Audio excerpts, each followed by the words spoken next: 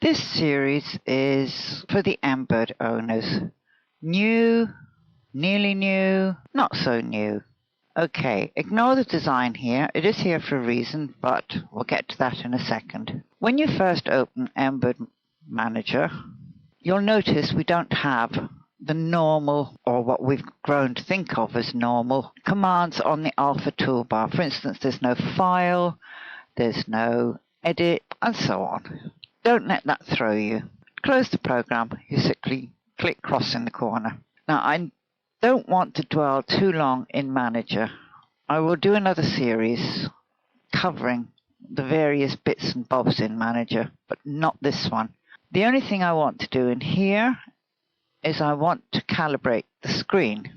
Now, this is a 140 millimeter by 200 millimeter hoop. And the design has been centered, but I know it's not giving me the correct measurement. So I go to Options, I scroll down the drop-down menu till I get to Display Calibration. This is one of the most important steps that you will do in this program, and it needs to be done as accurately as you can. Otherwise, it will alter how Studio is used, how Editor is used, how this part of the program is used. This is what tells Embroidery how many pixels your monitor uses to display in a given measurement. Your computer, Embroidery, in fact, I think all software operates on a unit system that is based on metric. So if you're using imperial measurements, you're not going to get an accurate translation between one and the other.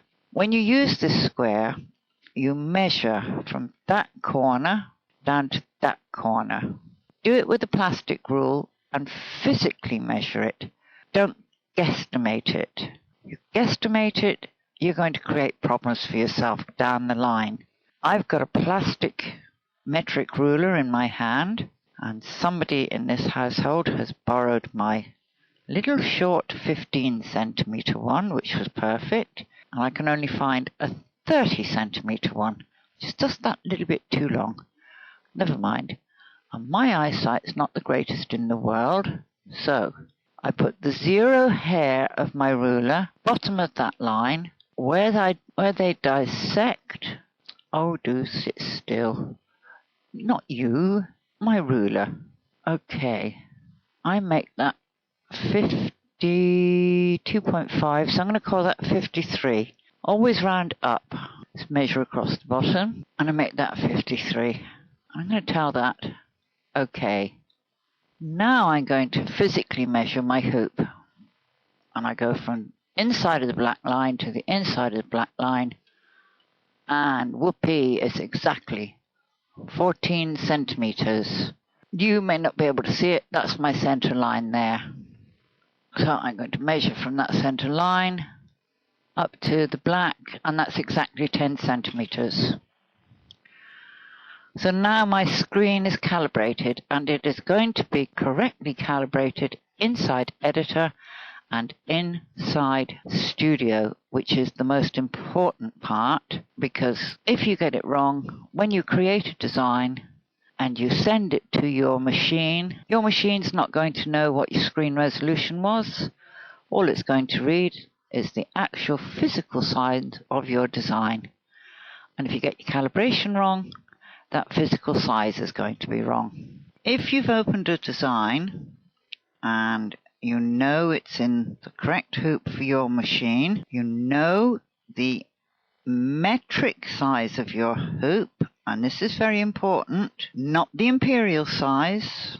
I get so aggravated when I see I've got a 4x4 hoop, my design should fit into it, but it doesn't. Why not? Because there is no such animal as a 4" by 4" embroidery hoop. They are 100 millimeters, which is 3.97 inches. And just those little missing numbers, from the 97 to 100, can stop a design being saved or stitched for your particular machine. Identify the correct metric measurements for your hoops. Okay, now when you open the design and it comes in, what you may find is it's too big for the screen. You may also find you don't see the hoop. So how can we see the hoop? Well, the first thing we do is we turn off photorealistic. Then we click on 1:1 because that is actual size. 1 centimeter will measure 1 centimeter on your screen. Then you click show the hoop. Now I've just got rid of my hoop because that's a toggle button. You do it again. There's your hoop.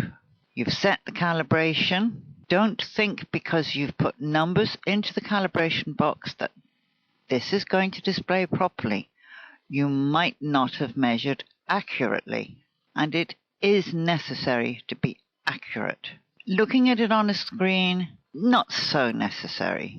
But if you're way out and things don't quite look right to you, for instance, it might be a bit too fat, might be a bit too thin, might be a bit too tall, you can't quite put your finger on it, but you don't know what it is, you go altering your nodes to make the shape look better. Then when you stitch it, your design, you look at it and you go, but it didn't look like that on the computer. No, of course it didn't. You hadn't set your displays right. And the other thing you did was you took as gospel what you saw on the screen. You can't do that. What you're seeing is a computer rendition of something that doesn't exist in the physical world. Okay, get your ruler. Now I know that this measures 140 millimeters from just inside, and I do mean just inside, the blue or black boundary box over to this edge here. And it measures 200 millimeters from the top down to the bottom. And you physically measure with your ruler the width of your hoop. If it comes out bigger, then you've got your calibration wrong. Still staying with this hoop as an example, if it came out as 142 millimeters, I have entered the width incorrectly in my calibration box. If it measures 202 or 204 millimeters, I have entered the wrong number into the height calibration area. You do have to get it correct. End of lecture. Well, end of second lecture. There's at least another 1,000 lectures coming your way. Okay, that's all I'm going to look at in Embed Manager for now. And we're going to go into Editor. And Editor is the extreme left-hand icon in the icon toolbar. You click on that, and whatever you have here will get taken into Editor. There it is. Now, this is the part of the program where you can preset a hoop. Now, let me say here, it doesn't really matter if you've got a hoop that's the correct size chosen or not. Because when you get into Studio, Studio doesn't use hoops. In fact, this is a misnomer. This is here to help us, because as a user, we seem to have problems understanding the notion that our hoops are in reality nothing more than strips of plastic around a sewing field.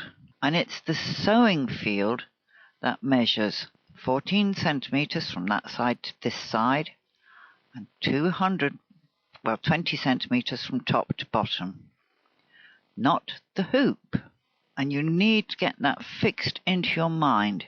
These are simply there to help you. That's the sewing field, 140 by 200 millimeters.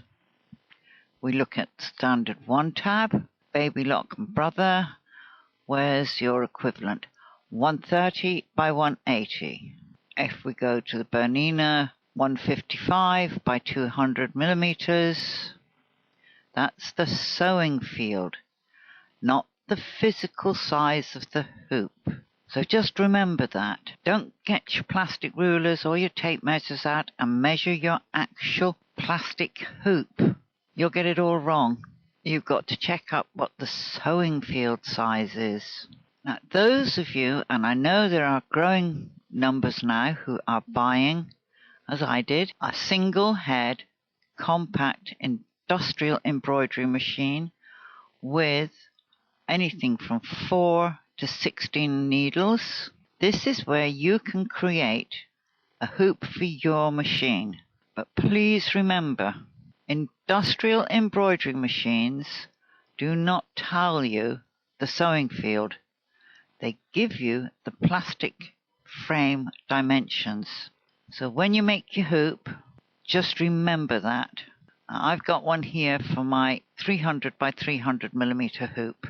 And this is, I've seen this advertised as a 12-inch hoop. There it is, 11.81, or sorry, 11 centimeters 81. Oh, Maggie, wake up. 11.81 inches square. You see, I can't translate from metric into imperial. I don't think imperial when it comes to embroidery. I do if I'm driving a car. I still think in miles. I still think in gallons. I still think feet, inches if I'm measuring a wall. But everything else, I'm in metric. Okay, that's it for this video. In the next video, we will go into Studio.